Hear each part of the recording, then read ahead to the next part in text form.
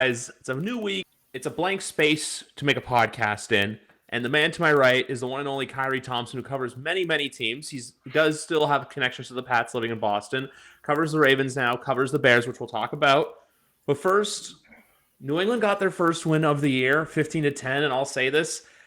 Victory Monday feels pretty good, seeing it's been the first one since the new year. Like the literal New Year's Day. Yes, and I think that the thing to remember, and I know this is tough, right? Because everybody wants the style points. In the end, you just got to get a win, man. Yeah. And the Patriots started the season off 0-2, and as far as I know, only 6 teams have started 0-3 and made the playoffs since like the last 40 years or whatever it is, something crazy. But that was not a position you want to put yourself in. No, it's not. And even though it was ugly and it almost got out of their listing, as I didn't realize Brett Maher was a Ram.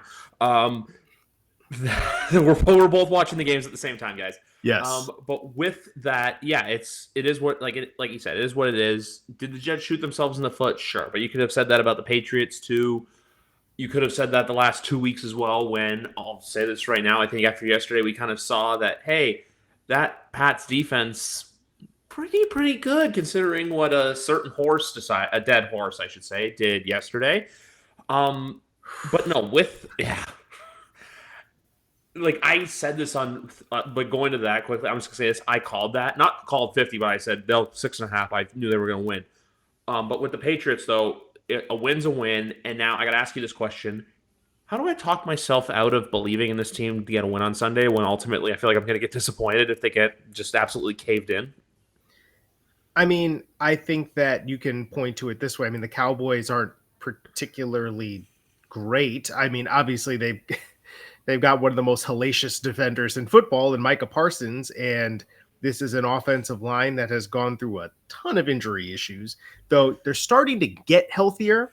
And we saw Trent Brown come back and dominate, really. Yes. Dominate. Like, it wasn't just a good game. It was a you can't touch my guy game. No pressures allowed. No one sniffed Mac Jones coming from Trent Brown's side. That's the kind of stuff you like to see. On the other side of things, if Micah Parsons goes over there to the right side, well, then I don't know. You might have some issues. But, I mean, look, I think the Dallas Cowboys defense is obviously very good. They've got a lot of weapons on offense. I mean, really, the teams stack up in a pretty similar way to what they did in 2021, all things considered, when those two teams played each other. So I think, obviously the Cowboys went ahead and won that game, but the Patriots came back and were competitive. I think basically here's the thing. They're probably not going to get their doors blown off. I don't think that's going to happen, but it's going to be another one of those games where the Cowboys are probably the more talented team, especially on the offensive side of the football. And that I think will end up making the difference. But again, the Patriots have been competitive. I mean, you mentioned the Dolphins game. I mean, this is really what it's been with the Patriots and the Dolphins, even since, Mike McDaniel took over. They play that Dolphins team pretty well. And I mean, they generally don't have Tua Tagovailoa going off on them. I mean, obviously the Patriots had to come back a little bit. The Dolphins had a 2-score lead at one point in that game, but I mean, they just dropped 70 points on an NFL team. You saw Devon Achane and Raheem Mostert and Tyreek Hill. The thing that got me about no Jalen Waddle. Did not have Jalen Waddle. The thing that got me about that play too, man, the very first touchdown to Tyreek Hill is, do you have any idea how fast you got to be to have the ball, catch the ball wide open in space? And he basically had a two-way go to be like, okay, I could cut back and juke this guy out of his shoes, or just reverse field and outrun him because he can't catch me. Or you know what? He might have a little bit of an angle, but I'm just going to stroll past him. It's like, that's the kind of stuff that they're dealing with out there. Yeah. Silly speed, hilarious speed.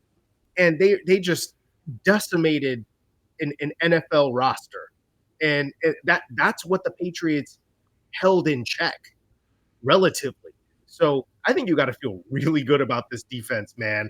I mean, there have been times in the past couple of years where you could look at it and say, well, they're fine, but they haven't really played anybody. It's like, oh no, this defense is good. They are Yeah. good. And especially too with Denver when it's such like it's a top 10 defense and they go out there and get their doors blown off.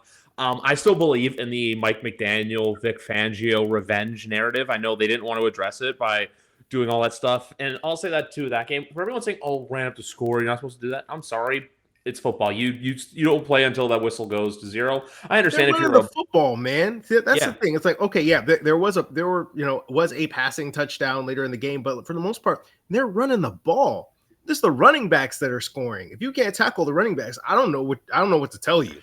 And what you want them to do? Take a knee? Yeah, Sorry, that's it. tackle. Yeah, that's it. Just learn how to tackle. Like I know your Bears play Denver on Sunday, which I love everyone saying this game should be played at 3 a.m. on a Tuesday. But man, it's just you don't know what to like. I want to say Miami's legit, but this game on Sunday for them is a true litmus test for both sides, them and the Bills.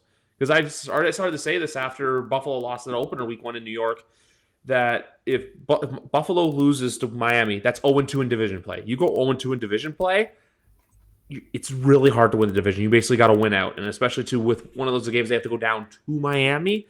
It's not going to be easy. So we'll see what happens Sunday. But we got some good games. We got some other games there.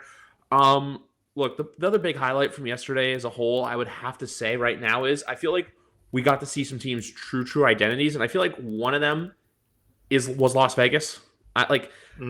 Besides the fatal coaching errors, I just think it's basically because I was saying this about New England about Pittsburgh as well, that and you know this team well, that the 23 Steelers remind me a lot of the 22 Patriots, to where if they play a team down to their competition or if their defense bails them out, they will win. But if they play a team that's a little bit higher than them, they're probably going to lose. That's what we've seen from them so far this year. And I know they're 2-1, but like you face Cleveland on a down night and you got your doors blown off by the San Francisco 49ers. So ultimately, we'll wait and see what happens there. And with other teams, like, look, New York, I love how it went from Zach Wilson's our guy to, okay, it's Dallas to this guy sucks, run him out of town. Like, it's literally, I feel bad for them in the sense of, like, you had all this hope and it got taken away from you. But at the same time, too, it's just funny to see because it's like, look, you have everything. You had the world in your hands. You were the Hard Knocks darlings. And now you had 4 plays with Aaron Rodgers, and it's gone. And now we have to watch you play on Sunday Night Football against the Kansas City Chiefs. No. I mean, and you know the thing that's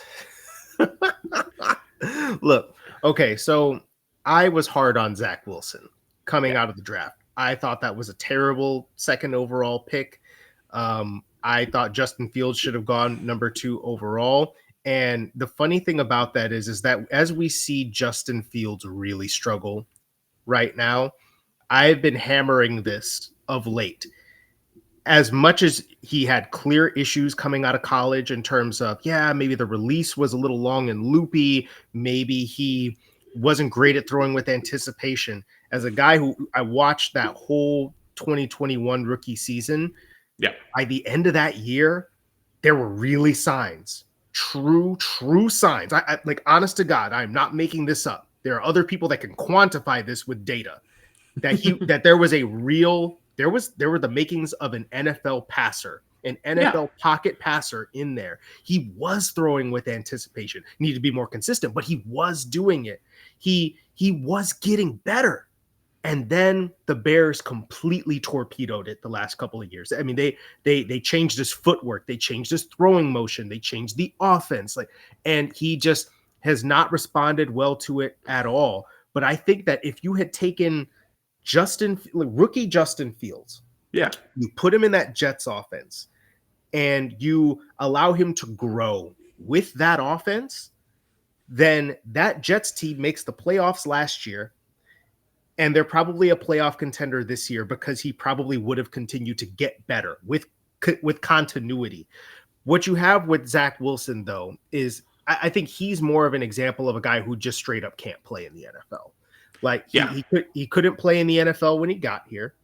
He can't play now. He's probably never going to be able to play. And that's the thing. You could look at it. People were fretting about, the Patriots really need to get a win against this Jets team. I'm like, the Jets have Zach Wilson on the field. I'm not worried. Yeah, I was just worried from the standpoint of you wanted the win, you needed the win if you're a Pats fan. The thing I'll say with the Justin Fields point, and actually there's a point I came up with today, is I do believe that because look at last year. They were playing really good football last year, and then obviously it was that Patriot game where everything went south. 10-3, Marcus Jones was the punt return back, and Zach Wilson literally said, "Yeah, I played fine," and didn't hold any accountability for having a bad game there. And then that's when their season spiraled. They beat the Bears the next week, sure, but then you go on with there. And then if you look, and then going into the Justin Fields point, because if you look at their 2022, they got the week 1 win against San Fran. Then they got lost to Green Bay, but then they were like 2-2 at one point. Beat the Patriots. They were 2-1. They were 2-1 after 3 games, and then when they beat the Patriots, they were 3-4. And the hilarious thing about that is that Fields went on. I mean, yeah, you could look at the passing numbers and be like, yeah, well, New England running.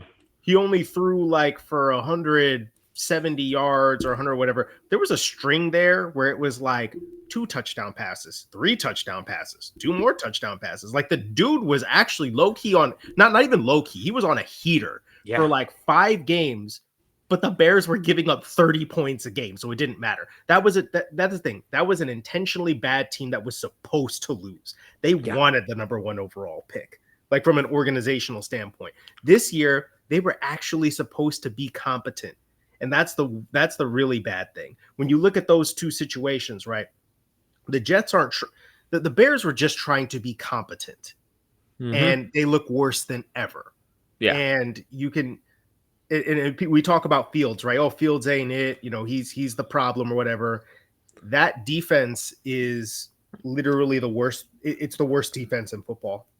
Like by many metrics, it's the worst defense in football. On the other hand, you got the Jets that have a Super Bowl, at worst, playoff caliber defense. Yeah. Quite possibly a Super Bowl caliber defense, and they just don't have a damn quarterback. I mean, that's got to be brutal to be a Jets fan. It is, but I think I was going to say with Justin Fields is, I know everyone's like, oh, he sucks, this and this. I'm like, I'm sorry, but the media hyped him up too much. Like, remember the 2019 Cleveland Browns? They got Baker, they got OBJ, and then it was they're going to soar and make the playoffs. And then like week 1, they got cooked by the Titans. And then from there on, we all knew they were on fraud alert. With the Bears and Fields, I don't think it's that. I don't think it's, hey, this year move on to get a new quarterback and start from square one. Also, one point I'm going to make, if they draft Mahomes in 2017, I don't think it's what you see now. I even said the same thing too with Cleveland. You go back in time, Mahomes goes number 1 overall. No. Myles Garrett was the right pick for the Cleveland Browns. But with the Bears, it's the same thing too. Mahomes might be a good quarterback. He's not the elite quarterback we all talk about now, and that everyone talks about in the Brady caliber.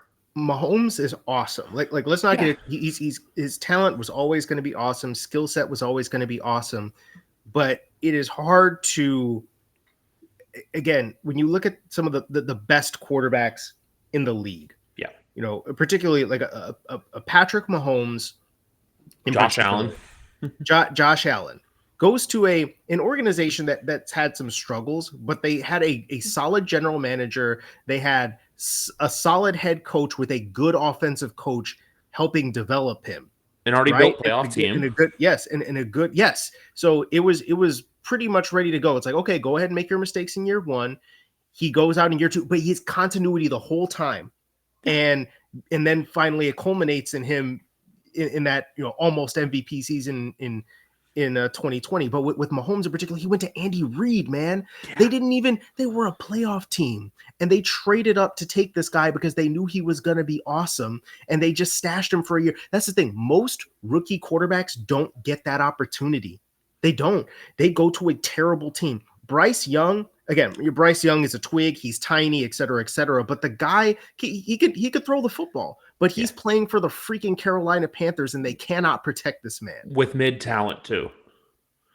There's no one that stands out in Carolina. He's throwing to Adam Thielen.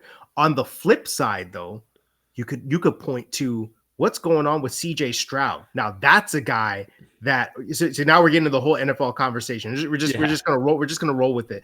But CJ Stroud was a guy that I thought, for my money, I would have taken him number 1 overall because of the translatable size to the NFL, and because I thought the whole, oh yeah, well, it's cognitive testing, he's an Ohio State quarterback, whatever. I thought it was all BS. It was inconsistent in college. It was inconsistent in college. It's true. Yes. That Georgia game that he played in the playoff was the best quarterback game any quarterback played at any point last year, by far. Doing it against that defense, and I'll say this too. I really like Justin Fields coming out of college as well. I mean, you could talk about the flaws, but the guy had damn good numbers. But he didn't have a game against that kind of defense like that. Nope. You know, He played Alabama in the chip, and then they got crushed. I think it was like 54-20 or something like that. The point I was going to make with Justin Fields is, I'm sorry, I keep cutting your Justin Fields point off because I get rambly. You're absolutely okay. You're my co-host. You're able to do whatever you want. The thing I was going to say is I want to almost treat it like a Daniel Jones thing, because obviously Matt Eberflus is going to be gone after this year, no matter what, getting that paid vacation early. Ryan Poles, I don't know. I feel like he'll get a pass just because. Like, I don't know what's going to happen. Organizationally off the field, that team is doomed, I still think, until Virginia passes away. I'm not trying to wish it on her, but she's old, and we don't know what's going to happen there. And there's the whole... The McCaskies need to sell the team. Like, that's it. I think that in the end, this fish rots from the head. It is a terribly run organization from top to bottom. I think that to your Ryan Poles point, I think the thing to keep in mind here that I think is part of what you're getting at is that's a team. They were trying to be bad last year. Mm-hmm. They literally, after the Patriots game, they were like, "Oh, Roquan Smith and Robert Quinn, you played too well in that Patriots game. We got to get rid of you. Like, we need to give up 30 points a game." And they had like the best case scenario, which is you get the number 1 overall pick, but you feel good enough about the guy that you got to say, you know what, he was really heating at one point, like in that season, like supernova level talent. And so it's like, okay, let's go ahead and give him something. The thing that's tripping me out, right, is we are 4 games into this and it looks abysmal. And again, I don't know, 3-4 games into last year, you probably would have thrown Fields off a cliff as well. I know a lot of my guys, a lot of my Bears fans were getting ready to do the same thing. And then around week 5 was like, okay, all right, that's a little bit better. And then week 7, all right. And then by week 11, we're like, oh, what do we got here? So that's possible. But I think that I don't know. To me, there's no way you're going to come out of this year unless he just like absolutely ascends into heaven and becomes like actual Jesus Christ. Yeah. There's no way that you're going to come out of this year and be like, we're handing that guy $200 million. I think that probably, to your point, if they wanted to keep him, and this is a monstrous if, because I feel like right now the Bears are bad enough that looks like the number 1 overall pick. And if they get the number 1 overall pick, or if they get the Panthers number 1 overall pick, then I think that's a quarterback. I'm sorry. I think it's just got to be at this point. But if that's not how it shakes out, if they don't get to draft that high and Justin Fields does rebound the way he did last year, and you're like, you know what? Pick up his 5th-year option. Let's see how this goes.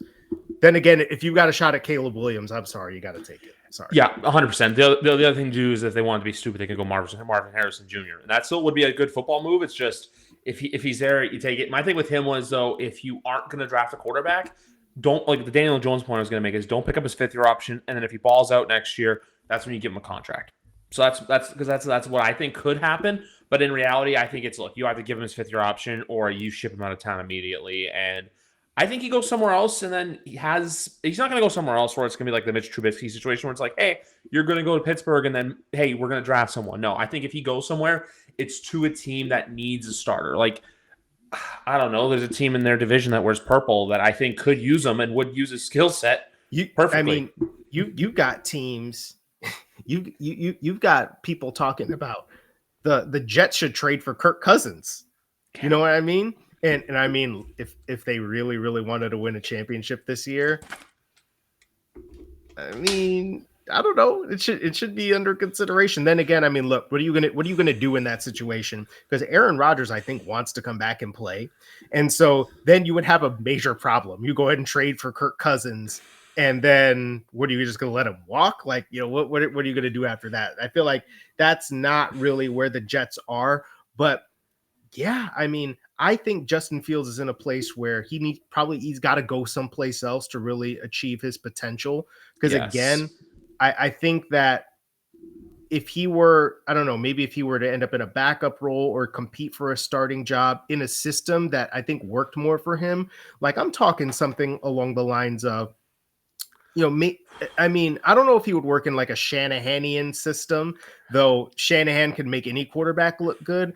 But Yeah. like if you put him in kind of like the old school Shanahan offense, where you got like a lot of boot play actions where the quarterback Yeah. is moving a lot, and he's got such a big arm, right? It's like go ahead and let him cut it loose. Something that allows him to take advantage of his athleticism in the way that the Bears just like aren't interested in doing right now, because why would you want to do that?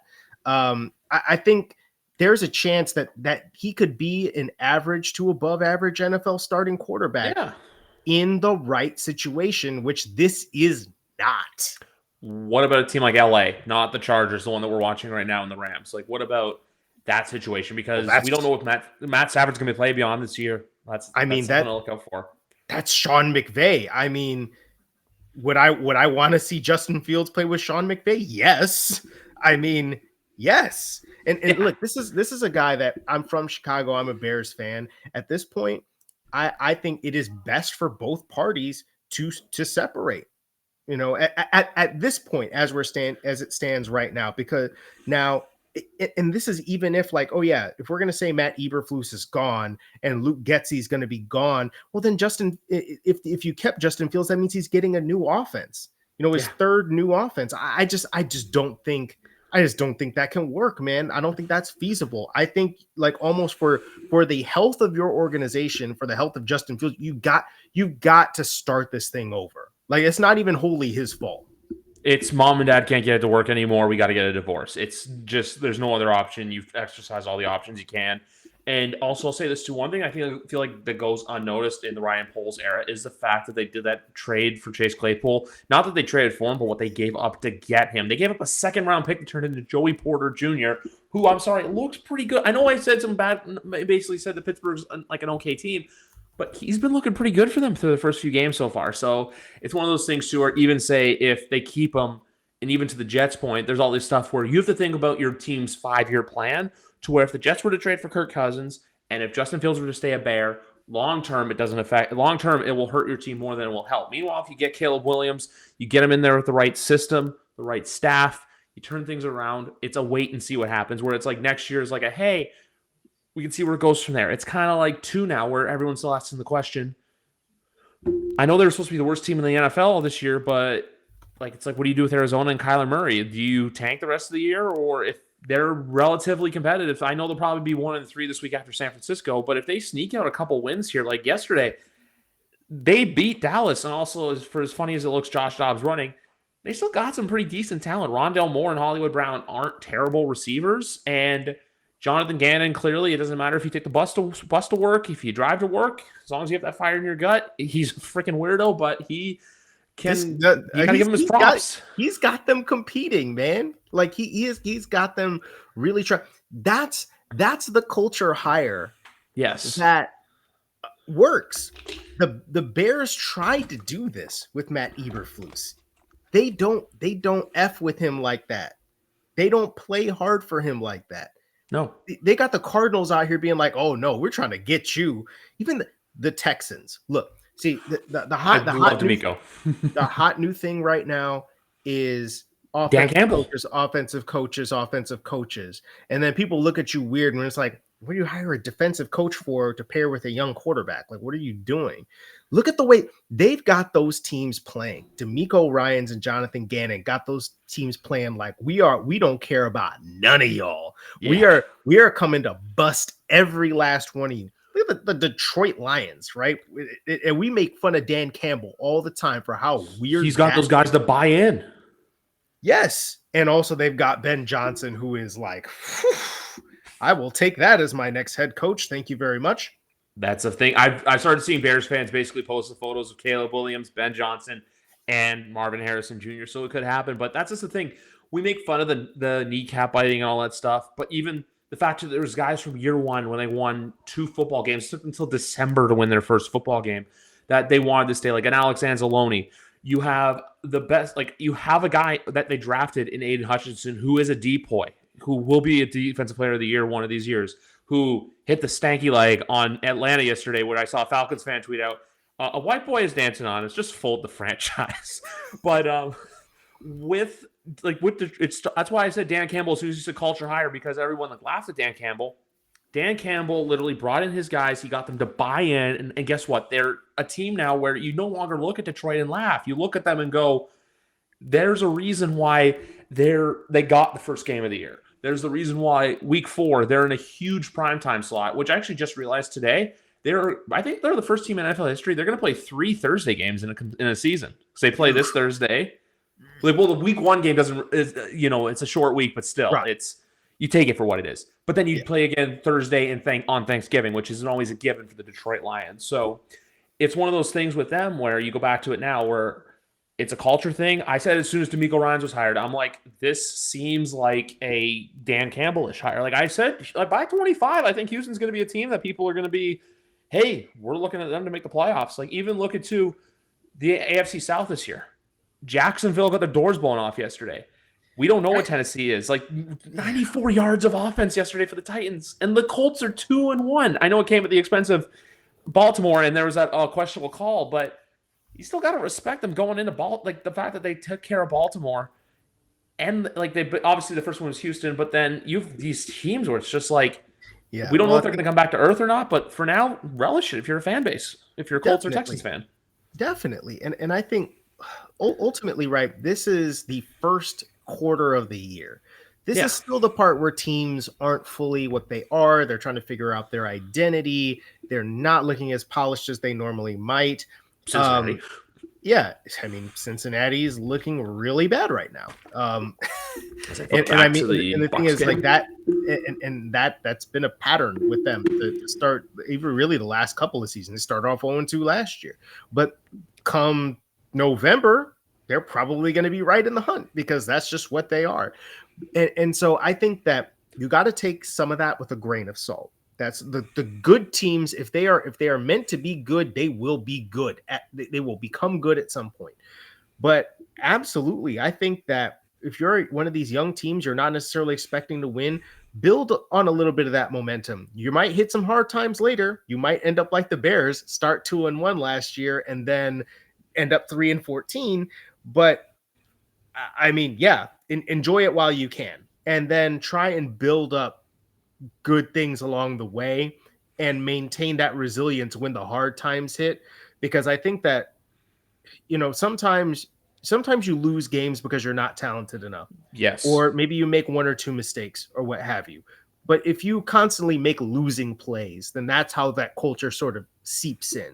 You can lose, but still be competitive and still be building something good. That's just it. It's like Detroit. It's like we go back to Detroit because 2021, they were that team coming in December. Remember, they beat Minnesota, they beat Arizona, they got a couple victories where everyone was like, "Hey, look for them next year." But then they got off to last year. They had the 1-6 start. I always bring up this game because it was my first at Gillette. But the 29-0 loss, and then they fired some people, and then they went 8-2. Which I still say this. I thank God the Patriots faced them when they were terrible, and Bailey Zappi shut them out. But the defense shut them out. The defense did. Kyle Duggar with the pick six, or the fumble six, excuse me. Yeah, the fumble six, because in that one, it's like Bailey's happy, first career start, gets a win. Good job. One touchdown drive to Jacoby Myers. Yes, and the rest were field goals. So it's like Bailey Zappi didn't screw it up, or whatever other word I could use. Didn't do that. But that was the defense, and honestly, that was one of those, like, I was definitely doing the finger wag that day because I was like, never trust Jared Goff. Okay, Jared Goff ain't it. Bill Belichick owns this man, owns real estate in his head. That's how this works. And you know what? Jared Goff kind of low-key shut me up with the way that he played for the rest of the year and the way that he's been playing to start this year. Right? Remember remember last year on Thanksgiving too. They took Buffalo. Buffalo beat them by, I think it was like 1 or 2 points, or if that was a field goal. I remember Buffalo. Josh Allen had to go down the field and do everything like that. And when you were saying earlier the Patrick Mahomes example, I was saying the same thing too, where it was just like, hey, like the elite quarterback conversation. But with even your Mahomes points, you nailed it all on the head. Like the people were saying this last week, where it was you had him. He was not only did he go to a good culture, but he went to a winning organization that was already making the playoffs. So you know what? Hey, you insert him there, and then you got Cliff Kingsbury a job. I think we finally realized, look, it's Patrick, it's not Cliff. But I feel like more people have to focus instead of getting these like offensive masterminds, which yes, Mike McDaniel is, but Mike McDaniel is the best of both worlds, where you get offensive guru, but he's built a culture there that guys have bought into. I know he's a bit of an arrogance to him. Even last Sunday, like, look, when the Patriots were losing, it was annoying seeing him run off the field and say, like, I did nothing. It's all those guys. That's a coach that believes in his players, that they can go out there and get the job done. So you need that, because I'm already saying this right now as DeAndre Swift's going running. Mike McDaniel, I feel like if the season were to end today, he's already in the coach of the year conversation. I think if they win the division, he's got it locked up. I mean, they are detonating basically everybody in their way. No one can hold this man. Also, my goodness, how did DeAndre Swift stay on his feet? See, that's the thing. You never see guys actually be able to stay on their feet when they get contact on the hurdle. They get flipped over or whatever. They always tell you don't leave your feet for that reason. He actually stayed on his feet and got some more yards. But I think, see, this is, and look, here's another one.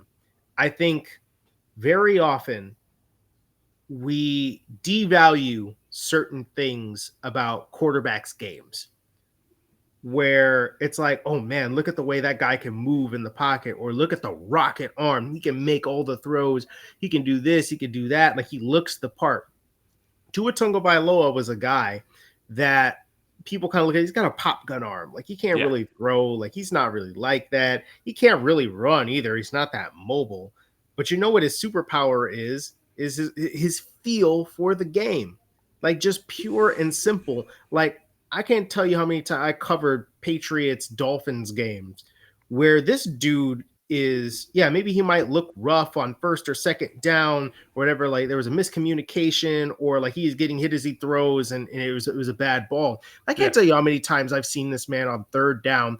He's throwing the ball before the receiver has even thought about coming out of his break.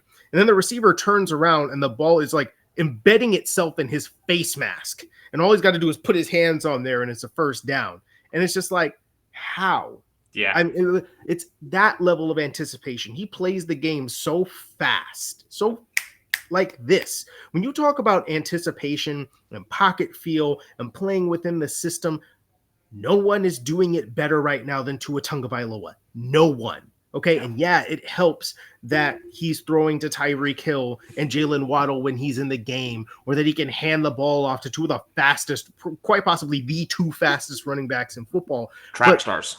But it's not just that. I mean, he is making the offense work by simply he is a wizard in terms of his anticipation and being able to just see the game, see the openings before they happen. Okay, that's why the Dolphins offense is terrifying. It's not just because of the game-breaking stuff. It's because in tight window situations, on 3rd and 5, where maybe you got the right defense dialed up, he's just going to throw that ball in that window, and that receiver knows, oh, I better get over there real freaking fast because the ball's going to be waiting for me. Just stick your hands out, and there it is.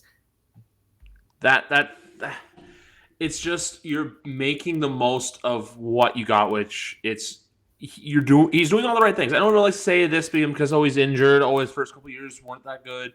We all know the Brian Flores experiment failed. What they do, they went in Chris Greer, who's been there forever, brings in Mike McDaniel, changes the culture. They go out there, they get Tyreek Hill because they needed someone for Tua. Obviously, Jalen Waddle's good, but the fact that you have Tyreek Hill, it just makes a world of difference. The defense too is got some good players on it. Plus, that defense doesn't even have Jalen Ramsey, and that defense literally has given up. Look, obviously there was a Chargers game where they got slash running, but then they only gave up 17 to the Patriots, and then they gave up 20 to the Denver Broncos. Which I'll say this right now because I like to say it's funny. Did the Denver Broncos get cursed by the devil for going all in to win a Super Bowl with Peyton Manning, and then are they just doomed for eternal hell? Like, did they do this to themselves, or because my thing has always been after that is John Elway's been bringing in a mediocre quarterback so his records stay untouched. I think that look, I think that it's not necessarily that, oh yeah, they're cursed to hell for doing that, but the inability to find the right quarterback in the draft. It's like Paxton Lynch, Yeah. right? Or, oh yeah, we're gonna try out Drew Lock, right? It's always the same. It's always the same kind of quarterback, the same kind of. Oh yeah, he really looks the part. Ooh, look at the way that ball comes off his hand. Look at the way he stands tall in the pocket and does X, Y, Z. And they'd be hopping back in the pocket. And they're just like, oh God, what do I do? Every freaking one of them. And so then you go ahead and try. You go all in for Russell Wilson, who, if we're going to be honest, he was kind of cooked his last year in Seattle, and everybody blamed Pete Carroll. And we can clearly now see that was a mistake because they got Geno Smith out there, Geno Smithin at the highest level that Geno Smith has ever Geno Smithed. And Russell Wilson looks like he just does not, he can't play, which is freaking wild. Yeah. How is it that Russell Wilson, Super Bowl champion quarterback, 2 Super Bowls in a row, like perennial playoff guy, one of the best deep balls in the league for a little while, now he can't play? He is completely lost. And then it's like, okay, well, we have to make this 200 whatever $1 million man work. So let's mortgage our draft picks on Sean Payton. Yeah. Who is, you want to talk about coaching arrogance. That guy just, it oozes from his pores. And so they married themselves to Russell Wilson. And then they married themselves to, oh, this guy has to be the one to fix Russell Wilson. So what they've done, they've condemned themselves to hell out of just, I don't know, pure spite. Yep. That because with Sean Payton, though, because I know everyone likes to say the whole, oh, it was Brady. It was never Belichick. Belichick's this. I think we got to start having a conversation. I had this conversation with somebody earlier today. It was Breeze. It wasn't Payton.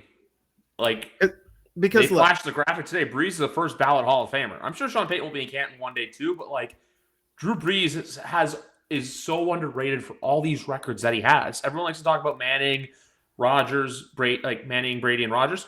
Drew Brees is right there in every single top 5 quarterback statistic. Not everyone, but there's a lot of them. Yeah, there are a lot of them. And I think here's the thing, right? Drew Brees, I think people like, oh yeah, he went to Sean Payton and Sean Payton rejuvenated his career. It's not like Drew Brees sucked when he was with the Chargers. City.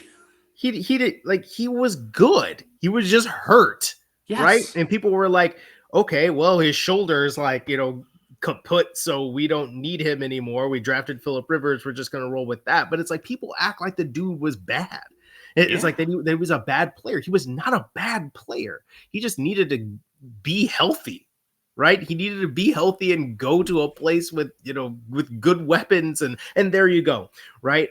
But I think that in the same way, we got to really be careful with all-time great quarterbacks and how much credit we give the coaches. Brady and Belichick's a different story, because Belichick's mastermind, his genius is primarily on the defensive side of the ball. Plus, he built the rosters. I mean, look, people can say oh yeah, it was more Brady than Belichick or whatever. First 3 Super Bowls were all Belichick. I will go to the grave saying that. They were largely Belichick. I mean, especially the first one. I mean, Tom Brady was just out there in survival mode, but the team elevated Brady until Brady was comfortable enough to elevate them when they really needed it. And that's how you get that final drive of the first Super Bowl, where he goes out and does that. But was Brady doing that right off the bat? No, he wasn't doing that right away. And it's like he needed a team that would allow him that would empower him to then take charge when it was necessary, but not have to rely on it.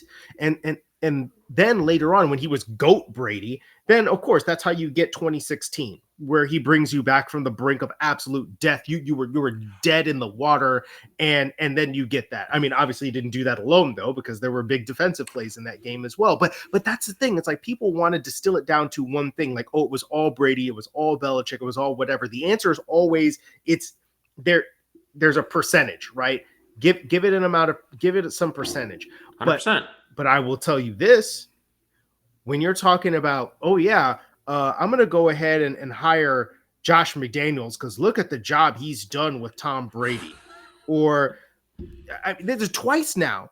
This actually is 3 times if you want to be technical about it. Yeah. That Tom Brady's gotten Josh McDaniels 3 jobs. He backed out of one of them, and he's failing at the 2 other ones. Yeah. Right? Luke Getsy goes and hangs out with Aaron Rodgers for a couple of years, and everybody's like, "Oh yeah, look at Luke Getsy, rising star in the game."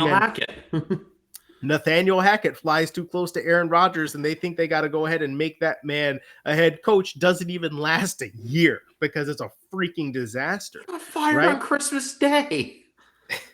And Sean Payton, like he had Drew Brees for the longest, and then he doesn't have Drew Brees for a while, and they kind of flit around 500 or whatever. But somebody gets this idea that, oh yeah, we got to pay however many first round picks to pry Sean Payton away and give him to Russell Wilson because that's what's going to take him over the top.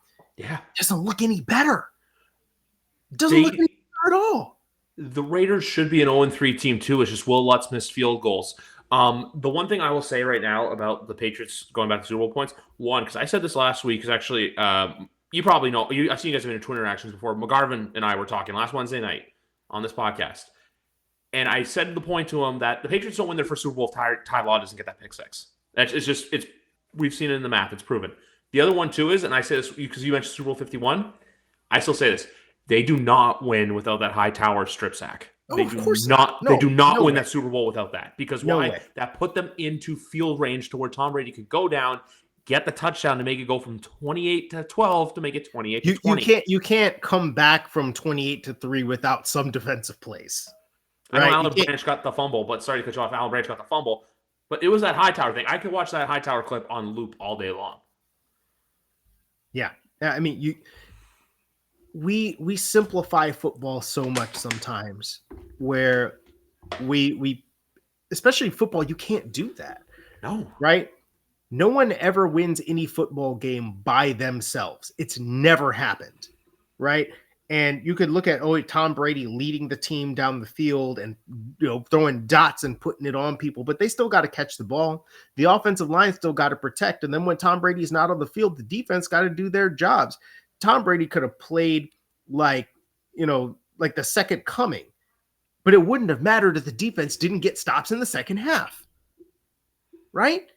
So we always got to be careful about the way that we talk about football because it's never just one guy. And most of the time, it's not even just the players. You got to have good coaching, and all that comes from good organizations. Right? So football really is the ultimate team sport. And conversely, when you have a terrible organization that stays terrible and continues being an absolute freaking dumpster fire like the Chicago Bears, this is what you continually get. I mean, look, there's a reason people keep on talking about Justin Fields like, oh yeah, it's just like the Trubisky thing, because the timelines are like eerily similar. Even though Justin Fields is by far a better talent and has played better football than Mitchell Trubisky, but it's the same thing, right? You draft a quarterback because you want to try to save your job, right? And you get a year with the guy that you show some promise as a rookie, et cetera, and then you fire the head coach, you change the offense, you change everything, and maybe there's some success for a little while, but then it fizzles out over time. And then you ditch the one guy because he wasn't doing good enough. You draft the next guy with the lame duck head coach and a lame duck GM, and then you fire. You just repeat the process. It's terrible process, man. Matt and Ryan were fired for Matt and Ryan. Also that. One thing I was going to say, though, with the whole Trubisky stuff, Do you think that this is any different if they had won that double doink game against Philly in 2018? Do you think any of this, if Cody Parkey, say I'm getting already words mixed up. If Cody Parkey makes that kick in that wild card game, do you think this is any different if they're the ones to go to this divisional round? Because then I believe it would have been them going to LA and then the Dallas Cowboys would have played the Saints that year. I don't think this would have ended with the Bears winning the Super Bowl. Oh, not that, but just I meant the more future long-term success that doesn't spiral out of control. Not winning the Super Bowl. No. No. Because I think that in the end, what you saw from Trubisky in that year even, and then the years subsequent, just inconsistency. And then in the fourth quarter, once you get into the 2-minute drill and you're going tempo, all of a sudden Trubisky remembers how to play. And he just didn't know how to operate an offense that, like people talk about Justin Fields not being able to read the field. Trubisky couldn't make checks at the line of scrimmage, like little things like that, right? It's like Justin Fields is he's actually like an intelligent guy who can do those things. It's like, okay, field vision, etc., whatever. But Trubisky could not run an offense. Yeah. Not on his own. And so what happens is that, okay, they would have just run the same kind of version of the offense, but then Nagy's like, okay, let me dial it up to the next version. And it would have been inevitable that Trubisky would not have been able to handle it because he never could. And the other thing too is that it wasn't just about Trubisky either. It was also about Nagy. Because Nagy also just didn't have a feel for calling plays. I think that he was good in terms of, and this is why Fields did progress under Nagy, because Nagy taught Fields the finer points of playing the quarterback position. Yeah. Right? Okay. Hit the top of your drop, let that ball go before your receivers, come out of their break, throw it in that window. And Fields was doing it. Trubisky wouldn't do that. Trubisky wouldn't do that kind of stuff at all. But the thing is, literally Nagy's favorite play was all hitches, right? He was in the same vein as, and I'm not saying this lightly, in the same vein as a Matt Patricia. Matt Nagy was a play connoisseur, a play collector. He was not a play caller. Basically, he did what he did, and he just didn't change. He didn't adjust in game. That's why he did not have a system in which concepts would play off of other concepts. He would basically be like, "Ooh, that play looks cool. Can we run that?" And then would just try to do that. And again, there was no rhyme or reason to any of it.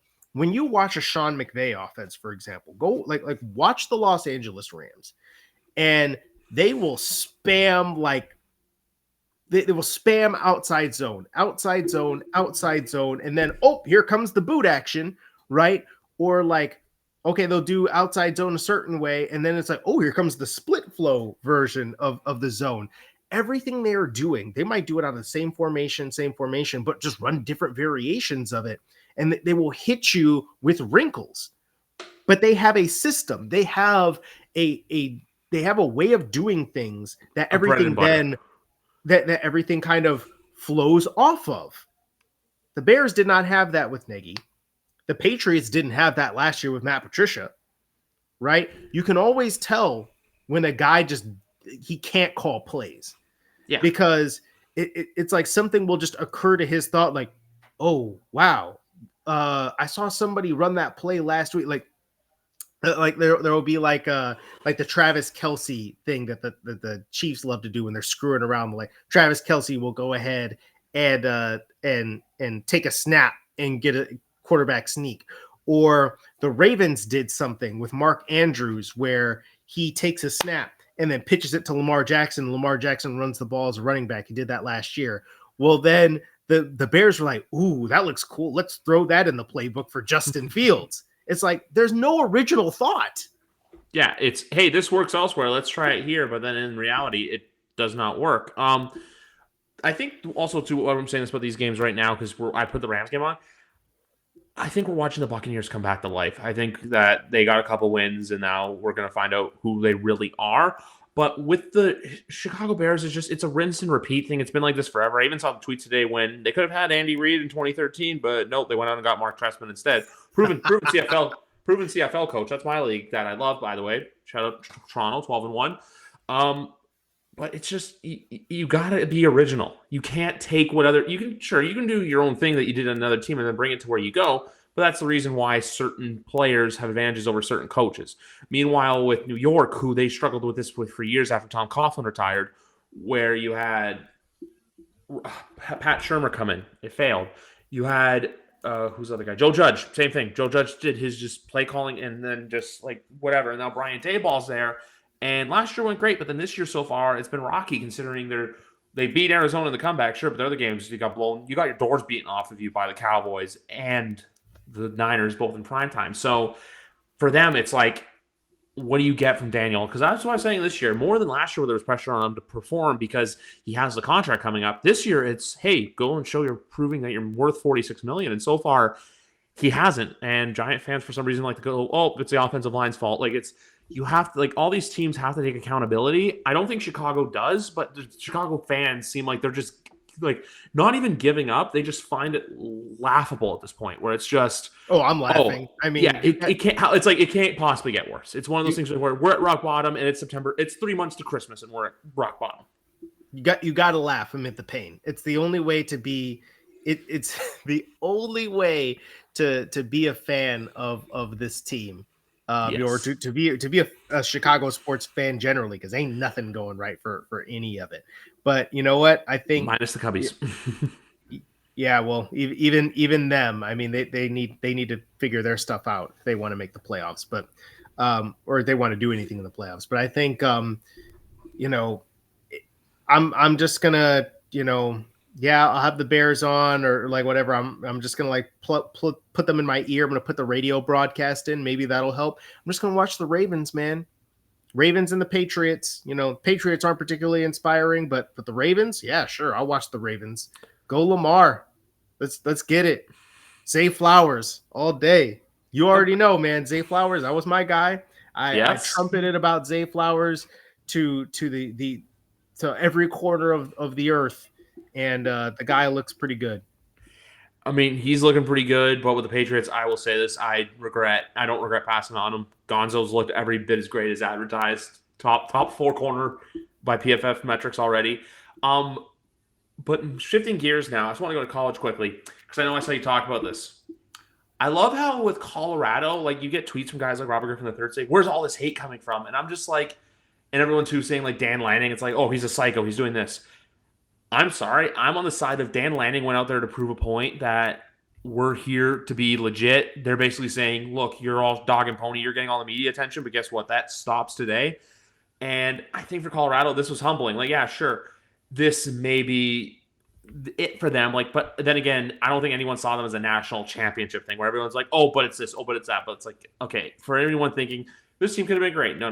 Like Utah, USC, Oregon, UCLA, those are the big dogs in the Pac-12, soon to be Big 10 or Big 12. So with Colorado, I think it's just they're building something, but I think it's just you got to wait. It's like all college programs. Like look at Florida State, for example. Florida State was terrible 3 years ago. Now they're in the talks to win the ACC. So you got to give it time with these college programs. Obviously, there's certain exceptions, but every dog has its day. You just have to let the program build. So if you are a Colorado fan or if you hate them, I think the hate for this, it's all basically built on the media. It's like the Dallas Cowboys. And even though they're the opponents this week, I just want to say this quickly. Yeah. I don't hate the team. It's just the way that they're covered on the media and that it's always, they should do this. They should be winning the Super Bowl. It's kind of like the New York Yankees. Well, New York Yankees is more the fans, but same thing with the Dallas Cowboys too. Their fan bases were God's gift to football when it's like, you haven't won shit since I was, I don't know what year you were born in, but last time Dallas Cowboys won the conference championship game, I was just a 2-year-old. I might be a little bit older than you then because I think I was like 5. But I think that with Colorado and Deion Sanders, this is something that I feel like, look, to each their own, honestly. Yeah. If people hate things sometimes just because like, I keep hearing about it so much. I want to hear it anymore. Like, Eagles just busted through for a safety. Oh boy. Yeah, that was that had no chance.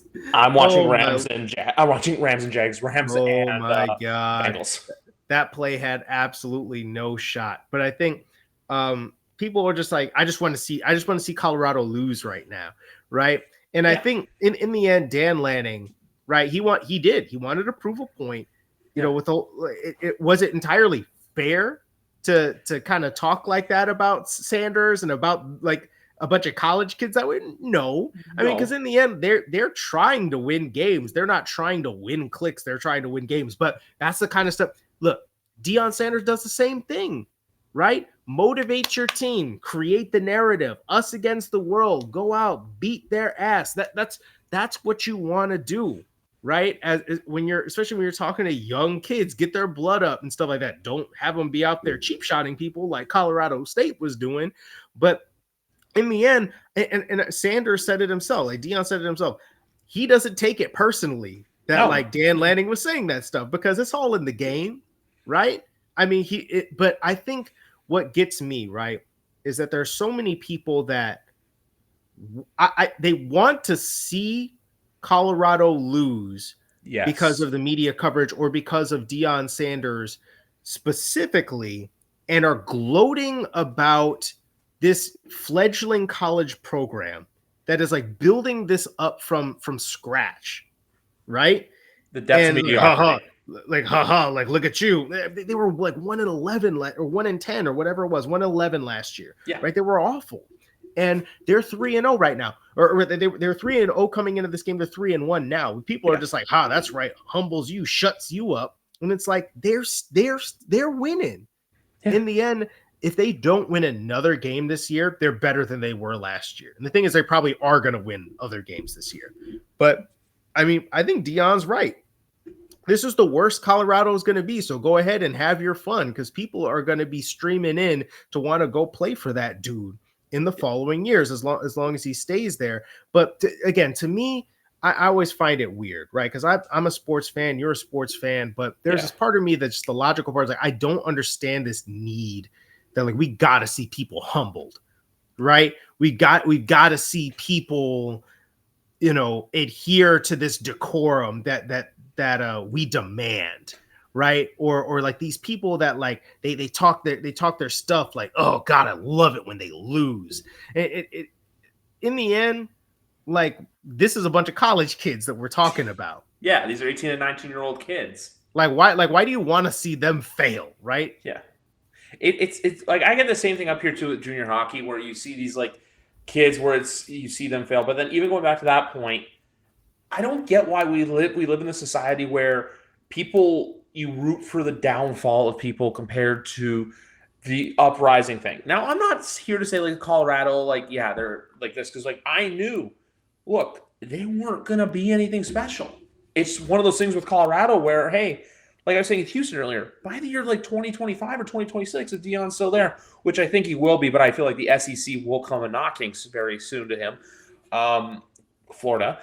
But with him now, you're building up a program that was literally one of the worst in the country. Now, obviously, there's thousands of college schools in the States that have football programs, but when it comes to Divisional I, Colorado for years was a laughingstock. It's them.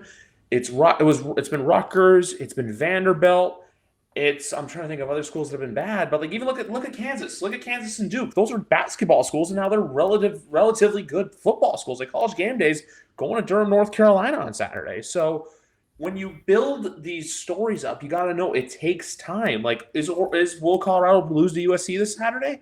Probably. But will they beat Arizona State in a few weeks? Probably. Will they lose to Utah? Probably. But as long as Colorado's beating the schools they should beat. Because like if you look at their first 3 victories on the year, TCU is like what LSU was 3 years ago when they lost all their talent to the NFL. Nebraska's Nebraska.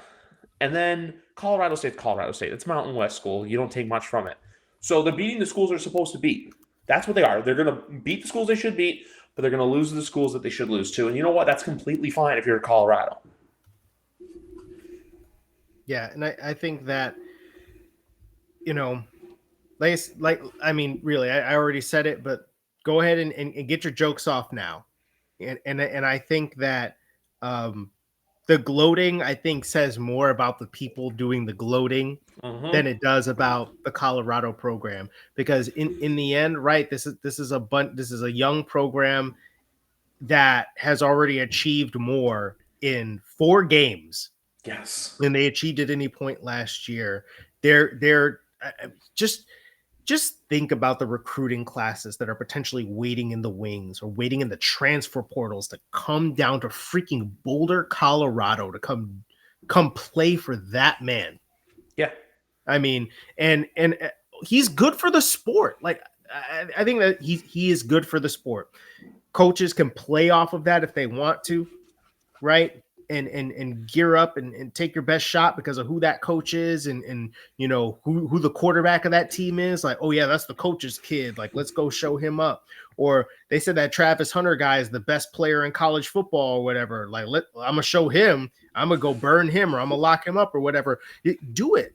Yeah. Like it's turning college football into like low key professional wrestling, and it's making it must see TV. When's the last time freaking Colorado was must see TV? Or you have celebrities pulling up to Boulder, Colorado for anything, right? The Rock, Offset, like Lil Wayne, you know, like College Game Day too. First time since 1996 that they went to Boulder.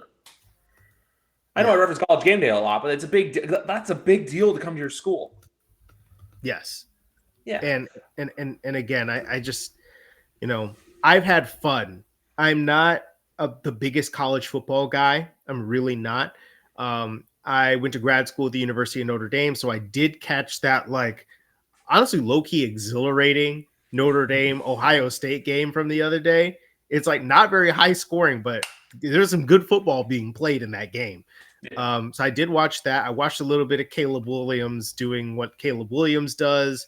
I usually don't start really getting into college football until it's time to start evaluating, or I'll go down to the combine or whatever, and I'll start watching these guys. But I think that you know, the interest, because Deion Sanders was like, that was my childhood, man. Yeah. Like my nickname was Prime Time, you know, because I was getting it done out there. Okay. Like I was about it, you know, like he was one of my favorite players growing up. And so to see him doing what he's doing is exciting, you know, to me as the not most observant college football fan. So I'm loving it. I'm watching more college football even outside of Colorado than I've watched in years. So hey, you at least you got one more fan. Thanks, Coach Prime.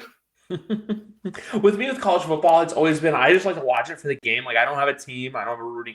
I'll root for certain. Like if I watch a game, I'm like, oh, I want this team to win. But then for me with college football, I like watching it just because like I love how those kids go out there and they'll make the most athletic plays because look, they got nothing to lose. They're just playing for themselves. But then they make the most athletic plays, but then they make the dumbest plays because again, it's the same thing with college basketball.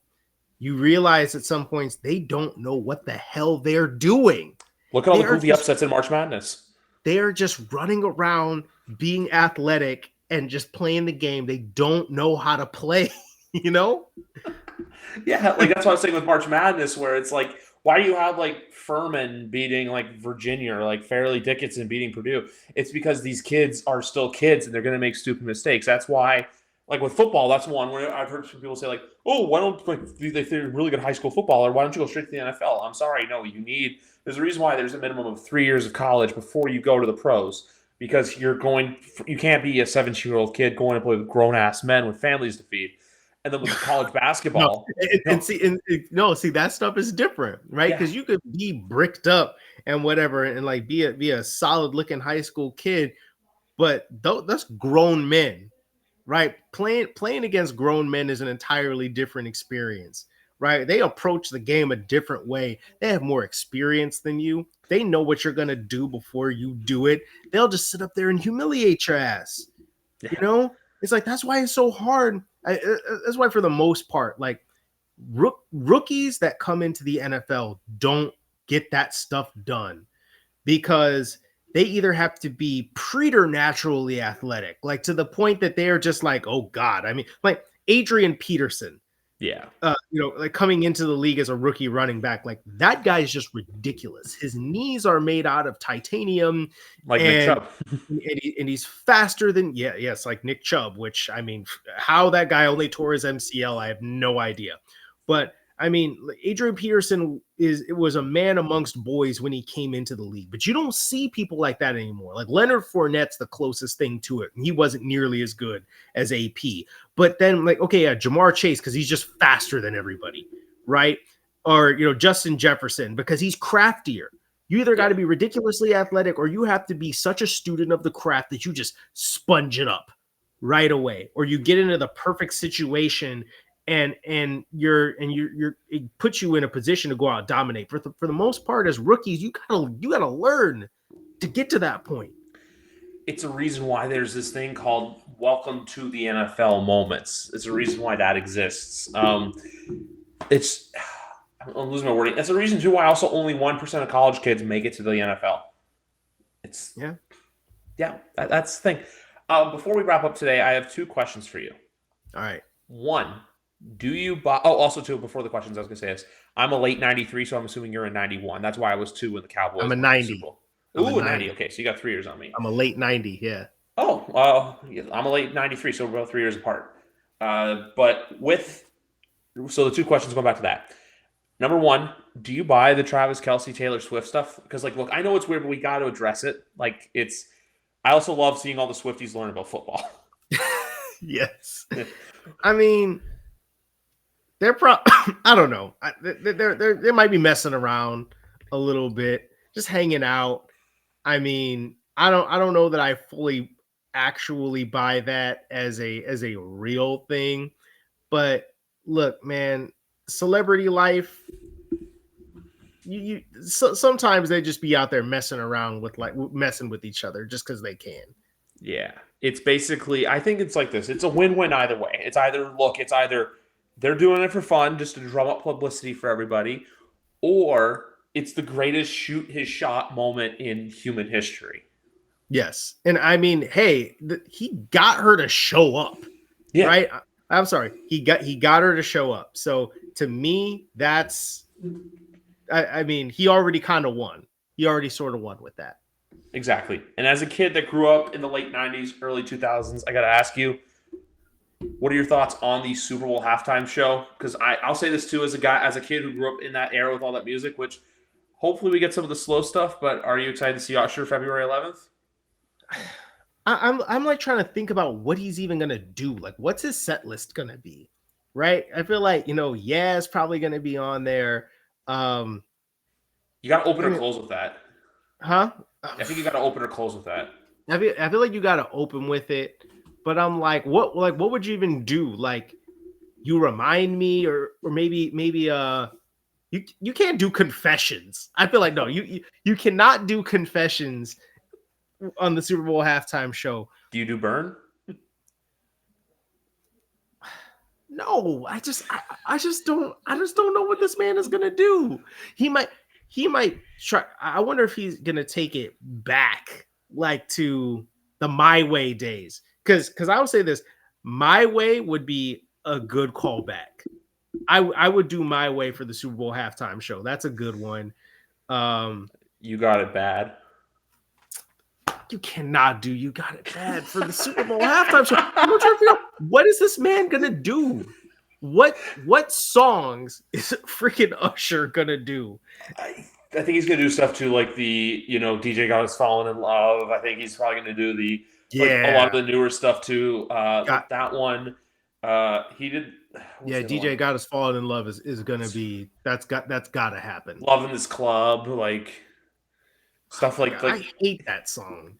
I know. I think of like the songs that get him to go. Like people want the slow ballads, but he's not exactly. Like which it's like the dance like poppy songs. Like it's like almost gotta be that, right? But because I agree that it's probably going to be one of the songs on the set list. But that song is so dumb. I hate it. But it's like, I don't know, man. We might have to workshop this a little bit. Like, what's Usher's set list even going to be? I feel like he's probably got to get a guest come in here and like take a song or two or something like that. That's why I said DJ got us falling in love, because I think that's with Pitbull, and you can easily get Pitbull to do a couple songs in there as well. It's Vegas, so I feel like you gotta go balls to the wall. But I love the fact they did the callback with the "Not Quit Playing with Me," where they do the multiple versions in the music video, where you had the Yeah. Kim K. I only saw the first three originally, where the Kim Kardashian, Marshawn Lynch, Prime. I didn't realize they did the one where it was old Usher and new Usher. That was my favorite one. Oh, The I whole haven't commercial. seen that. I haven't seen that. I'll have to check that I'll out. send it to you. I will send gonna- it to you after. It's just really funny because he's like, I'm you. Basically, it's like, I think he's something like, I'm you for the future and all this stuff like that. Like, I know we're playing. We got to go all out for this. But the Kim K one was my other favorite. I'll say that. Yeah, But- I mean, I thought that was decently funny. I think it would have been like almost fun. So it was like we missed out on the opportunity to have it be Kiki Palmer after they had their little weird thing going on. It's like, okay, that would have been funnier. But I mean, people know Kim Kardashian. Like, Oh my God, that's the other song. Oh, I'm the one with Will I Am. But yeah, like I'm looking at it here. He released a new song too. But like, yeah, he did, yeah. yeah. Yeah. I'm looking. Yeah, like the My Way Usher, the 8701. I feel like Yeah, 8701. I mean, there's some good potential songs off of that. Like You Remind Me is like a good blend of like kind of dancey, kind of fun. Actually, I think You Remind Me might happen because like that's one of Usher's more like well-known like dance routines. So I think he might do that. okay, and I'm just watching the Bucks Eagles game right now, and future Patriot Mike Evans just made a great catch. You can only say it if you can only manifest it if you say it out loud.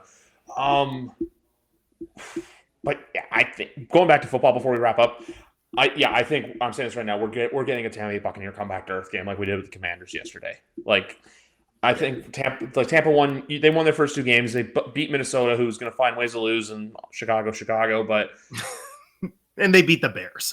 yeah, this team plays in a month in Buffalo on prime time. They are going to get caked. I am sorry, it's going to happen. Josh Allen's going to run up and down that offense. Piece them up. I mean, like, yeah, because Josh Allen had his week one. I'm just gonna be whack for a second, and then he's like, oh, okay, I'm Josh Allen again. I love that how they lose that overtime game and then they put up 38 and 37 on the Commanders and the Raiders. It's just Josh Allen, something awoke in him where he's like, hey, I'm good again. And then this Sunday's obviously a litmus test for all of them. Yes. So yeah, I think look, the Bucks, we always looked at them as a team that potentially had top 5 pick potential because you're starting Baker Mayfield for an entire season. Todd Bowles is still your head coach. It's like yes, we'll see how that goes. But I don't know, in their division they could still compete, but I don't feel like that's a 500 team. No, I think they'll be like 7-10, 6-11, one of those. Thereabouts. Yeah. That's asking them to win 4 or 5 more games in a 3-month period. For a team like Tampa, I don't think that's too difficult to do. Yeah, agreed. Yeah. But you know what, guys? I'll be honest with you. This has actually been episode 249. We have 250 coming up Wednesday. So the first 200 and the first half of the first 250 have been a blast. Kyrie, thanks as always for coming on, my man. It has been an absolute pleasure getting to talk to you once again. We'll have to do this again sometime soon.